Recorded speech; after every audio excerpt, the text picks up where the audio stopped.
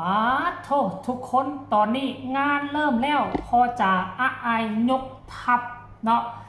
ไปบุกทีซีรีส์การไฟฟ้าปรากฏว่า FC แฟนคลับเต็มอะเนี่ยจนบ่มีมองให้นั่ง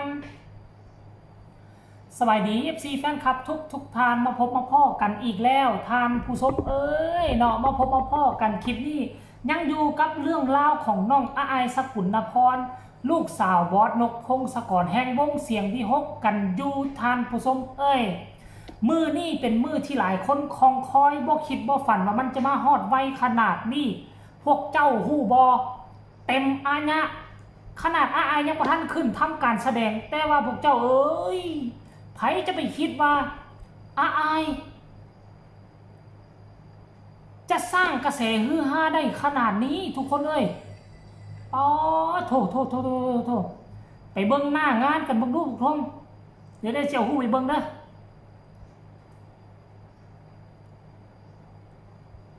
เบิ่งเลยเบิ่งนี่พวกเจ้าว่าจักกี่ร้อยคนค่อยว่าฮอดอยู่ประมาณ300คนน่ะขั้นก่อนแล้วนี่ว่าห้องโถงมันใหญ่กว่านี้น่ะ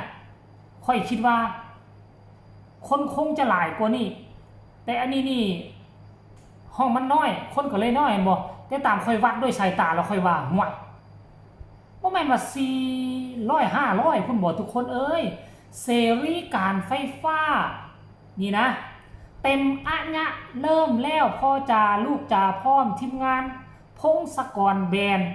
เสรีการไฟฟ้าวาสั่นมีรูป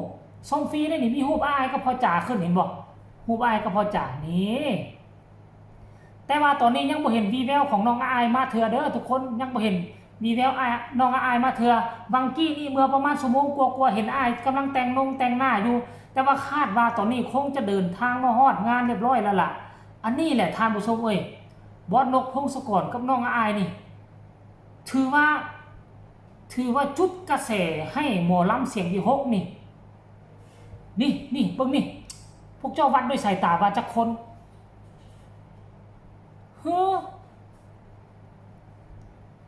ขั้นก่อนแล้วนี่ว่าบ่มีวงใหญ่น่ะเอาแต่พงศกรแบรนด์นี่ก็เลือกกินแล้วได้ทำผู้ชมงานนึงก็ม่วยก็หลักแสนคือกันได้คือว่าเห็นเพิ่นไปสุดแล้วนี่ก็หลักแสนกว่า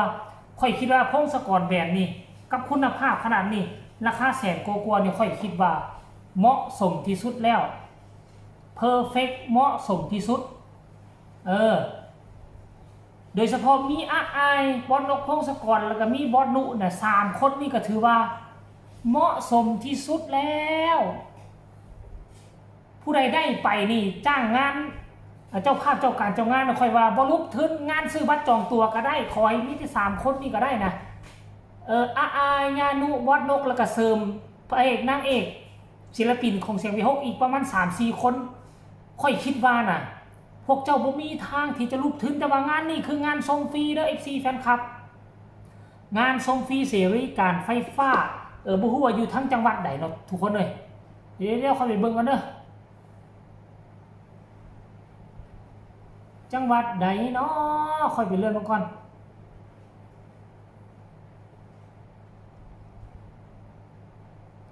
นี่สาขาหนองหานก็หนองหานนี่อยู่ไสก็อุดรซั่นตัวแม่นว่าโอ้หนองหานส่งฟรีพงศกรแบรนด์พ่อจ่าลูกจ่าเสรีการไฟฟ้าสาขาหนองหานอย่าลืมมามวนน้ำกันเด้อพี่น้องว่าซั่นเด้เสรีการไฟฟ้าหนองหาน 12 โมงหา 15 โมงหมายความว่า 12 โมงหา 3 โมงห้ามพลาดว่าซั่นนกพงศกรเสียงที่6อลังการโชว์เสรีการไฟฟ้าลดครึ่งราคาผู้ใดไปซื้อจับจ่ายเข้าของในมือนี่ตี้เนาะวันนี้12นกพงศกรส่งฟรีสาขาหนองหานท่านผู้ชมรายละเอียดให้ทุกคนไปชมคลิปนี้สั้นๆสักก่อนวินาทีที่วงเสียงที่6นกพงศกรขึ้นเวทีแล้วจังมาพ่อกันในช่องต่อไปเชิญไปชมเลยก่อนแล้วพี่น้องแชร์แล้วครับขอบพระคุณมากๆครับผมขอบคุณพี่น้องหลายๆด้วยพี่น้องขออนุญาตนะครับให้พวกพ่อครับพระเอกอีกจังหวัดหนึ่งก่อนนะครับไปใต้สังกัดว่าเสียงหงนกพงศกรฉายาพระเอกหนุ่มมาเข้มนี่คือเจมอาทิตย์สวดสวัสดีครับบอเบอร์สวัสดีพี่นีนะครับผมสวัสดีแม่นะครับผมพี่น้องเขามาเรียกฝากกดไลค์กดแชร์ด้วยพี่น้อง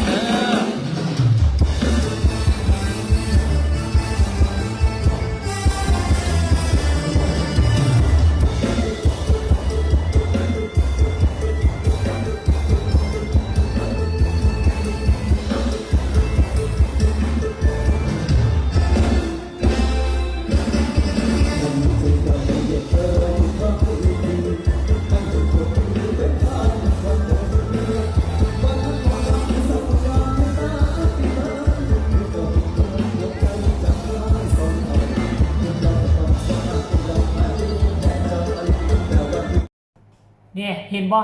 ค่อยคาดว่าน้องอ้ายก็คงจะมาฮอดจอดถึงแล้วล่ะแต่ว่า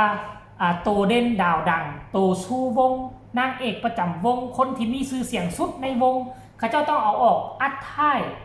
พวกเจ้าสังเกตไหมศิลปินรับเชิญคนสำคัญในส่วนใหญ่แล้วบ่แม่นว่างานเริ่มปุ๊บแล้วศิลปินดังออกก่อนบางครั้งบางคราวคนที่เต็มอยู่หน้าเวทีส่วนใหญ่แล้วมาเบิ่งศิลปินคนนั้นขั้นท่าว่าให้ศิลปินคนนั้นออกก่อนขึ้นเวทีก่อนจบไปคนก็จะหนีไปหมดเฮ็ดให้งานโล่งโจ้งบ่มีคนเดี๋ยวคนอื่นมาถ่ายรูปไปโอ้ยบ่โด่งบ่ดังอีหยังเสรีการไฟฟ้าบ่มีคนมาเบิ่งว่าซั่นไหนท่านผู้ชมเอ้ยเพราะฉะนั้นแล้วทุกม่องทุกที่ที่เขาเจ้าจ้างศิลปินไปคนที่มีกระแสที่สุดคนที่โด่งดังที่สุดมักจะเป็นคนที่อัดท้ายตอนนี้กับพระเอกนางเอกทยอยกันขึ้นแล้วได้ทุกคนพัดสลับซับเปลี่ยนกันขึ้นเดียวเนาะใกล้ๆนะเวลาที่หน้าที่จะฮอดจะถึงแล้วใกล้สิจบแล้วงานนี้อ้ายก็จะขึ้นอัดท้ายห่วงกับพอนกพงศกรและก็ญานุงานนี้คงมวลคงมันสนุกสนานกันแน่นอนทางผู้ชมเอ้ยโอ้โหอะญะแบบนี้นับมือนับอะญะนับมือนับมีกระแสชื่อเสียงภายใต้กันนำพาของบอสนุอายุเพียงแต่30ต้นๆเลยเพอทั้งเพิ่นน่าจะเป็นน้องของเจโบลานี่จะเข้าเดือน9นี่จะเข้า37เต็มทั้งบอสนกน่าจะราวๆประมาณ34-35บ่ทุกคนเฮ้ยแสดงว่าอนาคตภายภาคหน้าวงเสียงวิหกภายใต้กันนำพาของบอสนุอีก 5-10 ปีข้างหน้าค่อยคิดว่า